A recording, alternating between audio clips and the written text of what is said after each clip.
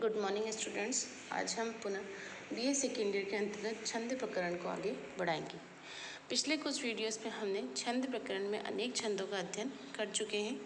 आज हम प्रहर्षणी और वियोगिनी इन दो छंदों का अध्ययन करेंगे। तो सबसे पहले हम बात करते हैं प्रहर्षणी छंद की। प्रहर्षणी छंद यदि हम देखें तो 13 वर्णों का छंद है। यथा इसका लक्षण है त्रयाशा भी मन जरगा प्रहर्षणीय। दोबारा देखते हैं त्रयाशा भी मन जरगा प्रहर्षणीय। वर्णों की गणना करते हैं तो त्रयाशा भी 3, मन 5, जर 7, गा 8, प्रह 10, शी 9, 11, नी 12, य 13 आदि वर्ण की गणना हम इसके अंतर्गत नहीं करेंगे। अर्थात यह 13 वर्णों का संवर्णिक छंद है। और यदि यति की बात करें तो इस लक्षण में आए हुए त्रि शब्द का अर्थ है 3 और आशा शब्द का अर्थ है 10। अर्थात इसके तीसरे और 10वें वर्ण पर यति होगी। पहली यति होगी त्रयाशा भी पर और दूसरी यति होगी चरण के अंत में प्रहर्षणीय पर। पुनः देखते हैं एक बार कि त्रि का अर्थ है 3 और आशा का अर्थ है 10। अर्थात तीसरे और 10वें वर्ण पर यति होगी। और तथा गण व्यवस्था की दृष्टि से देखें तो यहाँ पे पहला गण होगा मगन, दूसरा नगण, तीसरा जगन, चौथा रगण और अंत में एक गुरु। अर्थात 4 गण मगन, नगण, जगन और रगण और अंत में एक गुरु।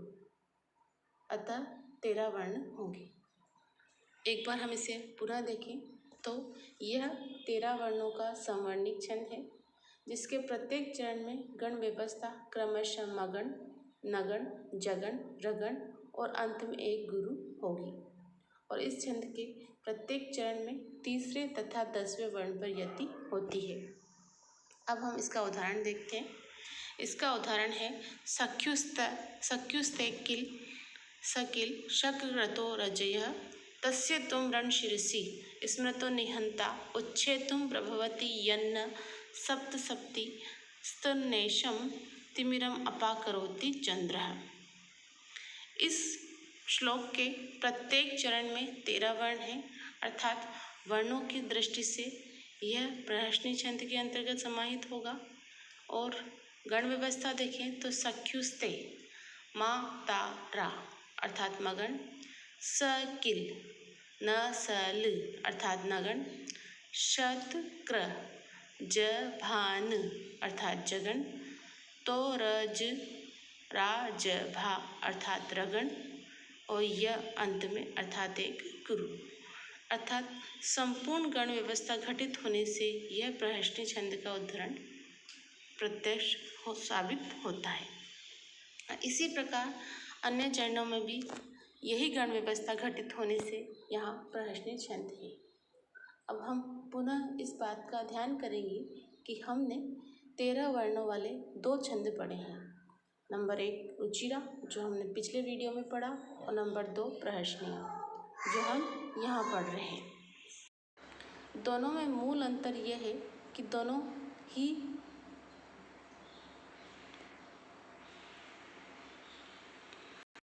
दोनों में समानता यह है कि दोनों 13 वर्णों के छंद हैं। और अंतर यह है कि वहाँ पर अर्थात रुचिरा छंद में गण व्यवस्था होती है जभौ सजौ। अर्थात वहाँ पहला गण है जभान जगन, पहला वर्ण लघु होगा। और यहाँ पर अर्थात प्रहर्षणी छंद में गण व्यवस्था होती है मन जरगा अर्थात मगन। यहाँ पहला गण मगन अर्थात पहला वर्ण यहाँ गुरु होगा। तो हम मात्र पहले वर्ण में ही लघु गुरु का चिन्ह लगाकर इस अंतर को पहचान सकते हैं, क्योंकि रुचिरा छंद में पहला गण होगा जगन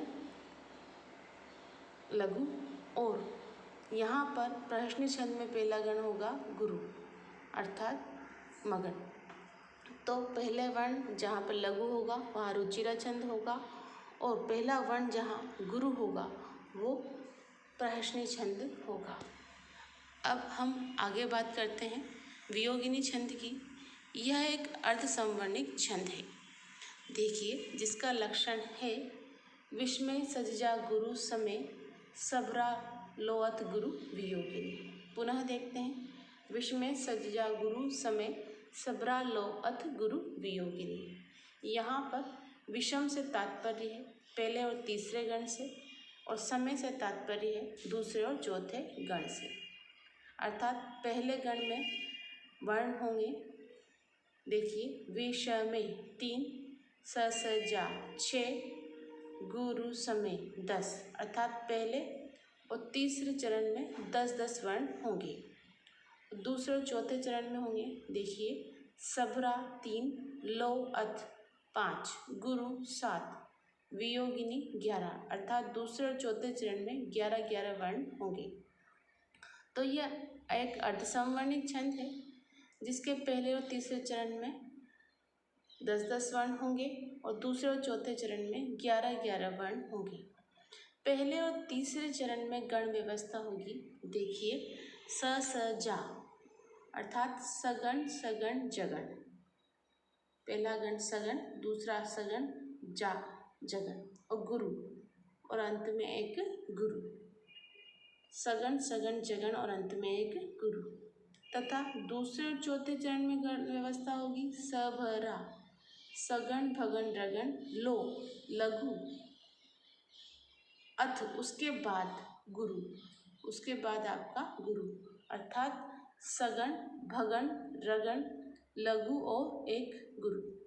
यह इस प्रकार यह एक अर्धसमवर्णिक छंद है जिसके विषम चरणों में अर्थात पहले और तीसरे चरण में 10-10 वर्ण होंगे, जिनकी गण व्यवस्था इस प्रकार होगी सगण सगण जगण और अंत में एक गुरु।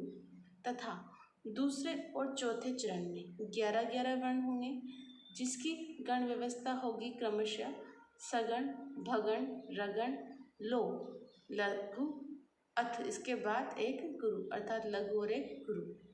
अतः इस छंद का नाम सुंदरी छंद भी रखा गया है। अर्थात वियोगिनी के साथ साथ इसे सुंदरी छंद के नाम से भी जाना जाता है।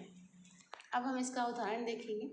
यथा क्व वयम क्व परोक्ष मन्मथो मृगशावै सम्मेधितो जनः परिहास विजल्पितं सखे परमार्थे न गृह्यतां वचः। राजा दुष्यंत का कथन है कि क्व वयम, कहाँ हम, और क्वा परोक्ष मन्मथ जनः। इस प्रकार राजा दुष्यंत विदूषक से अपना प्रेम प्रसंग अर्थात शकुंतला के प्रति अपनी आसक्ति को छिपाते हुए कहता है। अब हम इसे गण व्यवस्था और वर्णों की दृष्टि से देखते हैं। तो यहाँ पर पहले और तीसरे चरण में अर्थात क्व वयम वाले और परिहास विजल्पितम, इन दोनों चरणों में 10-10 वर्ण हैं और इनकी गण व्यवस्था क्व वयम सगण, क्व परोक्ष सगण, श मन्मथ जगण और अंत में थो एक गुरु है। अर्थात इन दोनों ही चरणों में गण व्यवस्था सगण सगण जगण और अंत में एक गुरु है। तथा दूसरे और चौथे चरण में अर्थात मृगशावै इस वाले चरण में और परमार्थिन इस चतुर्थ चरण में, इन दोनों चरणों में 11-11 वर्ण हैं और इनकी गण व्यवस्था मृगशा सगण वै सम भगण मेधितो रगण ज लघु और न गुरु। अर्थात इन दोनों की गण व्यवस्था सगण भगण रगण लघु और एक गुरु है। अतः यह सुंदरी या वियोगिनी छंद है। इस प्रकार यह छंद यहाँ पर समाप्त होता है। अब कुछ अंत में कतिपय बचे हुए छंदों का अध्ययन हम नेक्स्ट वीडियो में करेंगे। तत्पश्चात हम अपना अलग टॉपिक प्रारंभ करेंगे। जब तक के लिए इत्यलं शुभास्य पंथानं सन्तु।